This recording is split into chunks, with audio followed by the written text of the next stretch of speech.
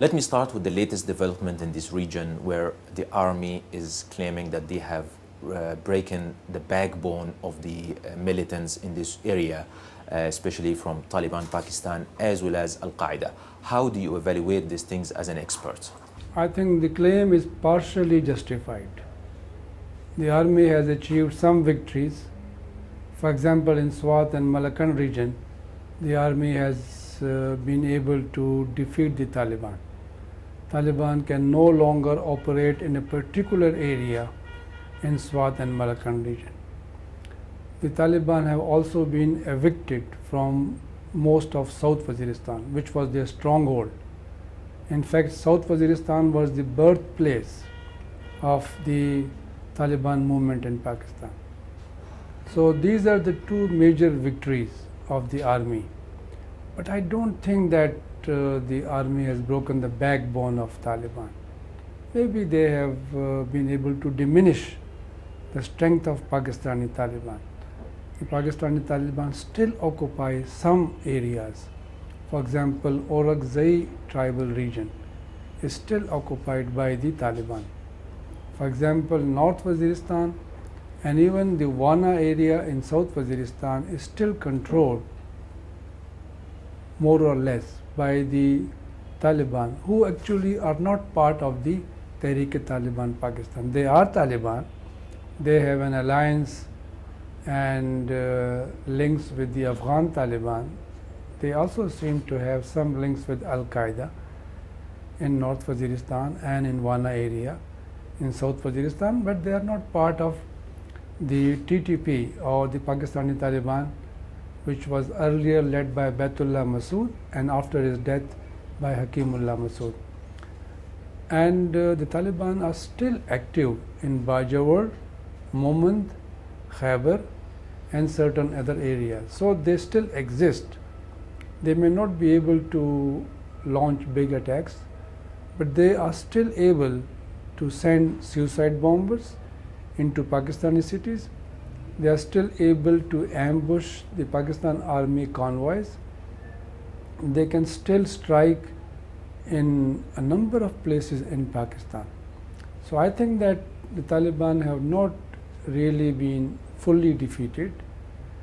As far as Al-Qaeda is concerned, they have lost some of their members, mostly in the US drone attacks in North Waziristan. Maybe about 12 or 13 Al-Qaeda members have been killed. So this is a big loss because I don't think Al-Qaeda has got many members now in this region. Even the US National Security Advisor General James Jones was saying there are less than 100 Al-Qaeda operatives in Afghanistan. If there are less than 100, there may be maybe a couple of hundreds in Pakistan. So that's a small number. And if there are 300 or say 400 or 200 Al-Qaeda people here, if they lose even 2 or 3 or 4, it's a big loss. But I don't think that Al-Qaeda is destroyed or defeated because their top leaders are surviving and they're still present in the region. They may not be able to launch big attacks, but they have their like-minded groups, their allies in different countries of the world where they can organize attacks. So I think that we can say that the success rate is 50-50. I might agree with the last part of your reply where you mentioned that yes, they have the Al-Qaeda is still helping others, but latest reports by some American newspapers saying that the Egyptians, the Sudanese and some Arabs and some Chechens and some Uzbek are in very much connections with the Taliban Pakistan. Do you think that they can regroup again and they can cause a harm to the nations again? I think that no foreign fighter, no foreign militant, whether it is Al-Qaeda or some other groups, can survive without some local support. The local support is provided by the Pakistani Taliban in Pakistan and by the Afghan Taliban in Afghanistan. They protect Al-Qaeda members because Al-Qaeda members are mostly Arabs. There are some Uzbekistanis, some Chechens, some from other countries, but they are not real Al-Qaeda. In my view, the real Al-Qaeda are the Arabs, the followers of Osama bin Laden. The Uzbekistanis belong to the IMU, Islamic Movement of Uzbekistan. There may be some Tajiks and Chechens also fighting with them. Maybe there are some Chinese Muslims, Uyghurs in this area, but they are not the real Al-Qaeda. They actually have been forced by circumstances to join hands with some members, individuals of Al-Qaeda. But they also depend, I mean the Uzbeks, Chechens, Tajiks, Moros, Chinese, Uyghurs, they also depend on local militants for survival. That's how they survive. Some have been killed and captured, but the majority has been able to survive, and that is due to the support by local Taliban or the Afghan Taliban. So I think that it's unimaginable that Al-Qaeda people can live here in peace, survive without some local support. That's why these links actually between Al-Qaeda and the local militants have become stronger in the last 8 years. Earlier, Al-Qaeda was free to organize, to stay in Afghanistan because Taliban were in power. Now Taliban are out of power. They're also finding it difficult to survive. Some of them have been captured in Pakistan. Some have been killed. Some actually have been killed fighting in Afghanistan, some in Pakistan. So Al-Qaeda now is facing difficulties to survive, to stay in business. That's why my belief is that Al-Qaeda as an organization cannot be run now on a daily basis by its leadership. I mean Osama bin Laden, Dr. Zawahiri, these people, I don't think they are actually running Al-Qaeda now. They may be the inspiration, they may be trying to stay relevant by commenting on every issue concerning Muslims. They may be trying to stay in business by sending videotapes and audio tapes. But I think as an organized group or with a command structure, with finances, with guidelines, I don't think they are very active now. Now you just said that the Al-Qaeda, they are not anymore here, maybe, or they are dispersed in the region and they are in few numbers, and they are getting the support from the local Taliban. Now there is a talk in Afghanistan about bringing up the Taliban to share the ruling things in Afghanistan. Americans and some regional power are supporting the negotiations, opening negotiations with Taliban. Do you think that if Taliban Afghanistan would come into power in Afghanistan, will have a platform for the Al-Qaeda and other militants to come back again? I think that is something premature. I still don't believe that any real negotiations are taking place between the Afghan government, between President Hamid Karzai and the Taliban. I think these are just hollow offers, to start negotiations with Taliban. There has to be some confidence building measures. For example, if you are inviting Mullah Omar for talks, you first have to ensure that his name is removed from the UN blacklist. He cannot travel, there's no guarantee of security, the Americans don't want any negotiations with Mullah Omar and other top Taliban leaders. So how can Hamid Karzai negotiate with Mullah Omar and Taliban Shura without the permission of the Americans and the other Western nations which have got their troops in Afghanistan? They don't want to negotiate at this stage with Mullah Omar. The thing which is happening is that Hamid Karzai has made an offer to reintegrate Taliban, and by that he means the low-level Taliban commanders and fighters. And the reintegration is in a way a bribe. He is offering them jobs and money. Stop fighting and we will give you money and jobs. That is the offer. This is not really negotiations.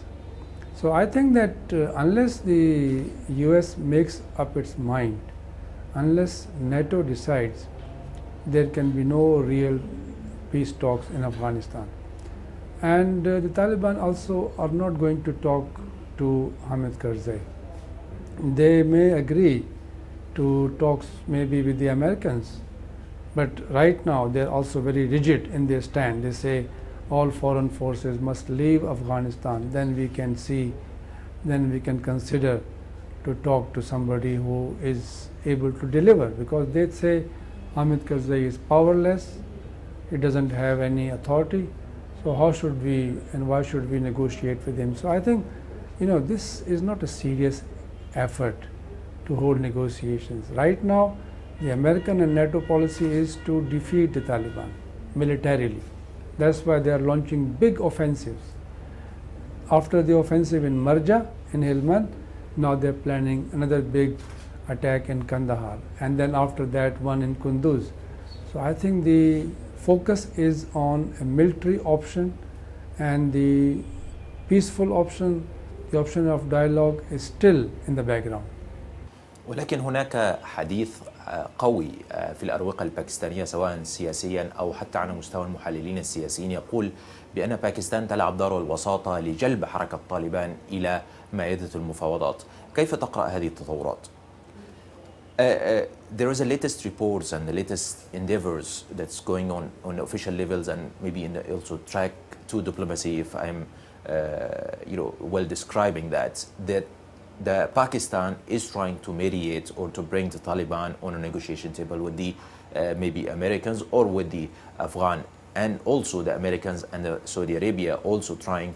They are talking of sort of Saudi Arabian mediations, Pakistan mediations, and the Americans are supporting these mediations. How do you read that? I think that every country is trying to position itself for the future. They are trying to make moves at this stage because the idea is that if Americans finally agree to negotiate with Taliban, if the Americans and NATO finally decide to withdraw their troops from Afghanistan, what is going to happen? This is positioning. They are trying to make the best of the situation and the opportunities. Pakistan, as you know, has arrested some Afghan Taliban leaders because Pakistan also wants to control the situation. But this policy may go wrong because Taliban already once in 2001 have seen the Pakistani opportunism. Pakistan decided after the American invasion in October 2001 to support the American attack against Taliban. Taliban know that, and they, I don't think, are going to do something which will benefit only Pakistan. They will agree to a solution which can also benefit Taliban, not Pakistan.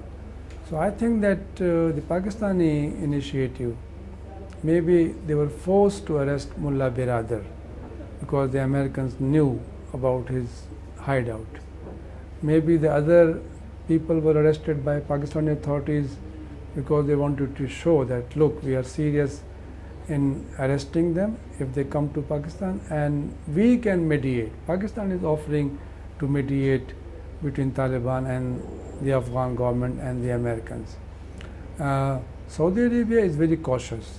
They will not become involved, I believe, unless they are sure that their initiative will succeed. Also, they have put a condition, and I think the condition has been put because Saudi Arabia does not want to get involved at this stage. They said Taliban have to first accept and concede that they have stopped their links, they have ended their links with Al-Qaeda. And Taliban won't accept that like that. They will also have their conditions. So I think every country, every group, all the parties to the conflict are putting conditions. And I think they are positioning themselves for the end game. But I don't think that there's an end game. I don't think this is going to resolve. This issue will linger on. I think that there will be maybe next stage of more fighting, maybe then they will have some sort of talks, again fighting. I don't think that the Afghan issue can be easily resolved. هل تعتقد بأن هناك رحيل مرتقب سواء في المستقبل القريب أو المستقبل البعيد للقوات الدولية من أفغانستان؟ وأين تقف الهند من كل هذه السيناريوهات؟ Do you see or do you foresee or forecast any kind of future withdrawal of the international troops from Afghanistan, and where India stands from all this scenario? I don't think that there's any hope that some international troops, UN troops, Islamic troops, or regional troops will agree to become involved in Afghanistan. Afghanistan is a very dangerous place. Nobody wants to get involved. And the Americans have realized this. The Russians also realized this earlier. So they will try to stay away. And also I think that, India has gained influence in Afghanistan at the expense of Pakistan. India has bought its way into Afghanistan. They have spent so much money. $1.3 billion have been given by India to Afghanistan. And look, there is so much need, so much problems in India itself. India has never given this much amount to any other country. It's a record Indian assistance, and they are doing it not because they love the Afghan people, but because they have political objectives. And Pakistan cannot match the Indian contribution. So Pakistan has lost influence in Afghanistan. Pakistan is trying to regain influence through the Taliban. And that, as I said, may also not work, because when Taliban were in power for 6-7 years in the past, they did not have very good relations always with Pakistan. There were disputes. For example, the Taliban refused to hand over Osama bin Laden on Pakistani proposal to the US. They refused. They also refused Pakistani request not to destroy the Bamiyan Buddhas, the statues. They also refused to hand over Pakistani militants hiding in Afghanistan. People like Riaz Basra, Afghan government, Taliban government refused to hand them over. And there were also major dispute on the issue of the Afghan transit trade. Pakistan wanted to put certain conditions on the number of goods which Afghan government could import via Pakistan through the Afghan transit trade. So we will be wrong in Pakistan if we believe that if Taliban again come into power, they will be Pakistan's puppets. No, Taliban will not be the puppets of Pakistan. The Afghan Mujahideen were living in Pakistan, but they did not become the puppets of Pakistan. They did whatever was in the interest of the Afghan people. So I think that, despite the efforts of Pakistan and despite, the initiatives by other countries, there is not much hope for peace. The only thing which is being tried is that if they can defeat Taliban. That is the, I think, purpose of this military offensive, of this military and civil surge. But I don't think that Taliban can be completely defeated. So the issue will linger on. Thank you very much. Thank you, Tariq. Thank you very much. Thank you.